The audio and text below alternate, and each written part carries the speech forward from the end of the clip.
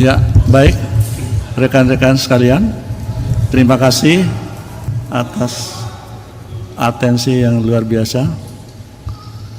Bismillahirrahmanirrahim. Assalamualaikum warahmatullahi wabarakatuh. Selamat siang, salam sejahtera untuk kita semua. Ya, sebagaimana kita ketahui bersama bahwa akhir-akhir ini pemberitaan mengenai putusan Mahkamah Konstitusi sudah mengarah kemana-mana, dalam arti sudah lewat beberapa hari ya, dan sudah ada beberapa laporan yang masuk. Untuk itu saya menyerahkan kepada juru bicara Mahkamah Konstitusi untuk menyampaikan segala sesuatu yang terkait dengan perkembangan akhir-akhir ini.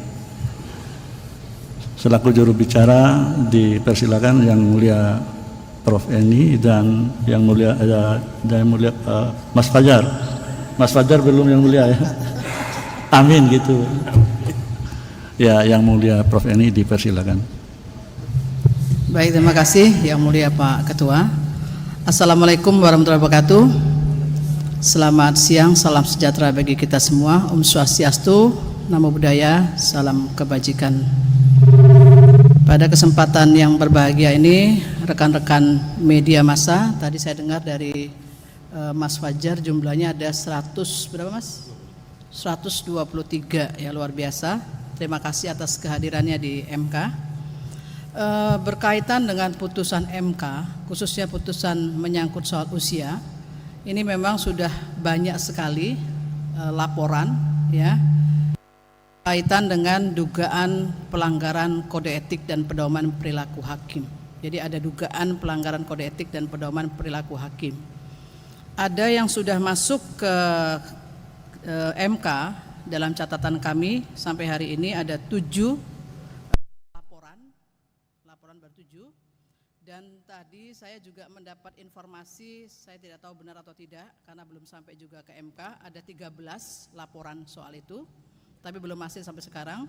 Sehingga yang sudah masuk ini adalah berkaitan dari laporan, saya tidak sebutkan namanya satu persatu ya, artinya dari berbagai macam kalangan kelompok masyarakat di sini, termasuk juga ada yang dari tim advokasi yang mungkin mereka concern terhadap persoalan pemilu ya. Perihal yang mereka ajukan adalah dugaan pelanggaran kode etik dan pedoman perilaku hakim. Terus ada permintaan pengunduran diri kepada hakim MK yang berkaitan dengan pengujian undang-undang itu ya, termasuk melaporkan 9 hakimnya juga di situ. Juga ada kemudian permintaan untuk segera dibentuknya MK-MK, termasuk kemudian laporan terhadap hakim yang menyampaikan dissenting opinionnya. Dan kemudian ada lagi yang khusus mengabulkan, termasuk yang memberikan concurring opinionnya. Dan kemudian ada yang berkaitan dengan laporan khusus kepada Ketua MK untuk mengundurkan diri. Jadi seluruh laporan yang sudah masuk ini ada 7, sudah kami klasifikasi. Untuk itu karena hakim MK, 9 hakim tidak bisa memutus apalagi berkaitan dengan persoalan laporan dugaan pelanggaran kode etik dan pedoman perilaku hakim, maka kami telah melakukan rapat permusyawaratan hakim ya, untuk menyegerakan membentuk Majelis Kehormatan Mahkamah Konstitusi atau MK-MK. Dalam waktu dekat ini segera akan kemudian dibentuk ya, untuk segera bekerja, untuk kemudian melakukan proses sebagaimana hukum acara yang berlaku di dalam MK-MK untuk menangani paling tidak 7 yang sudah masuk di sini. Jadi ini MK-MK terbentuk karena memang salah satunya karena perintah dari undang-undang untuk pembentukan MK-MK sebagai bagian dari kelembagaan yang memang dimintakan oleh undang-undang khususnya pasal 27A untuk kemudian memeriksa termasuk kemudian di dalamnya mengadili kalau memang terjadi persoalan yang terkait dengan laporan dugaan pelanggaran, termasuk juga kalau ada temuan di situ. Jadi kami sudah bersepakat untuk menyerahkan sepenuhnya ini kepada MK-MK. Biarlah MK-MK yang bekerja, sehingga kami Hakim Konstitusi akan konsentrasi kepada perkara yang harus kami tangani sebagaimana kewenangan dari Mahkamah Konstitusi. Jadi itu sebetulnya inti dari pertemuan pada siang hari ini. Jadi sekali lagi saya tegaskan, kami serahkan sepenuhnya kepada Majelis Kehormatan Mahkamah Konstitusi untuk menyelesaikan terkait dengan dugaan yang dimaksudkan tersebut. Itu saja saya kira yang ingin saya sampaikan kepada media massa pada kesempatan hari ini, ya. Mungkin kalau ada yang mau bertanya silakan. Waduh, ini banyak sekali pertanyaannya nih. Ya silakan.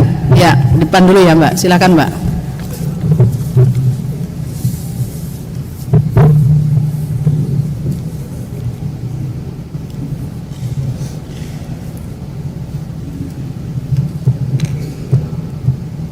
Ada mic, mungkin mic ada? Selamat siang, terima kasih Yang Mulia Eni, Yang Mulia Anwar Usman. Pertanyaan pertama, saya Pobi dari cnnindonesia.com. Yang Mulia, saya ingin bertanya kepada Yang Mulia Eni, berapa lama proses penanganan perkara di MK-MK ini Yang Mulia? Apakah ada tenggat waktunya? Dan apabila nanti MK-MK memutus ada hakim yang melanggar etik, apakah putusannya ikut batal atau bagaimana Yang Mulia? Pihak yang menilai adanya konflik of interest Yang Mulia, dan ini ada yang bilang RPH 295155 di dissenting Yang Mulia Saldi bahwa Yang Mulia sengaja tidak hadir karena menghindari konflik of interest. Namun di dissentingnya Yang Mulia Arief dikatakan Yang Mulia bilang sakit. Lalu yang benar yang mana Yang Mulia? Karena apakah Yang Mulia menilai di perkara batas usia ini ada konflik of interest atau bagaimana Yang Mulia Anwar? Lalu saya mendapatkan informasi kalau misalnya Yang Mulia itu minta ditelepon oleh panitera pada Jumat malam saat perkara 90 itu dicabut oleh pemohon pada hari Jumat. Lalu di hari Sabtu permohonan itu dibatalkan. Itu apakah benar ada komunikasi seperti itu Yang Mulia Anwar? Lalu kehadiran Yang Mulia Anwar di RPH 90 dipertanyakan sebab posisi majelis yang sebelum menolak menjadi kabul sebagian. Ada yang berpendapat bahwa ada Yang Mulia Anwar ini menggunakan penyalahgunaan wewenang. Ada pakar yang mengatakan demikian sebagai ketua MK. Karena dengan kehadiran Yang Mulia Anwar, posisinya menjadi berubah dari tolak menjadi kabul sebagian. Bagaimana pendapat Yang Mulia Anwar terkait itu? Selanjutnya, kenapa syarat minimal usia minimal dikabulkan sebagian tapi yang maksimal tidak? Kan itu beda perkara ya, minimal dan maksimal. Bagaimana penjelasannya? Terima kasih pada Yang Mulia Eni dan Yang Mulia Anwar. Baik, terima kasih. Saya kira kalau sama nggak pertanyaannya? Oh beda. Kalau sama nggak usah diulangi lagi. Nggak ada remedinya nanti ya, sama. Yang berbeda aja. Silakan. Yang beda. Pakai mic biar semua bisa dengar semuanya.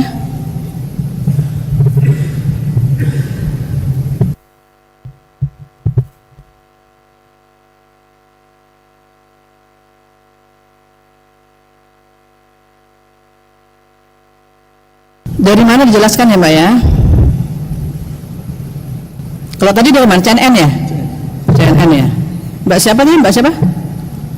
Mbak Popi. Oke, ya silakan. Ya, terima kasih Ibu. Saya Fatia dari Voice of America. Saya ingin hanya satu pertanyaan. Saya ingin bertanya mengenai komposisi atau susunan dari Majelis Kehormatan MK ini, siapa saja Bu yang akan menjadi ketua dan anggotanya. Terima kasih Bu. Oke. Ini saya tadi lupa sedikit ya, saya jelaskan dulu ya. Jadi yang berkaitan dengan MK ini siapa saja yang menjadi bagian dari keanggotaan MK. Jadi kami dalam rapat permusyawaratan hakim telah menyepakati bahwa yang akan menjadi bagian dari MK-MK ini adalah Profesor Dr. Jimli Asidiki. Saya kira kita tidak meragukan lagi berkaitan dengan kredibilitas beliau, ya. Kemudian yang kedua adalah Profesor Dr. Bintan Saragih. Beliau dulu adalah dari Dewan Etik MK, karena kelembagaannya sekarang bukan lagi Dewan Etik tapi MK-MK, jadi memungkinkan beliau untuk kemudian masuk ke MK-MK. Kemudian yang ketiga itu adalah Yang Mulia Dr. Wahid Udin Adams, bahwa keanggotaan itu yaitu dari unsur tokoh masyarakat, akademisi, dan hakim aktif.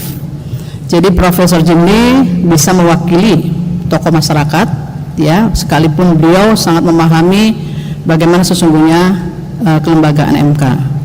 Kemudian yang kedua itu mewakili dari akademisi Profesor Bintan Saragih, dan yang ketiga itu mewakili hakim aktif. Jadi itu yang terkait dengan keanggotaan, ya. Yang lainnya silakan, nanti yang lain yang ini bisa dijawab saya dengan Yang Mulia Pak Ketua. Yang tadi di belakang silakan.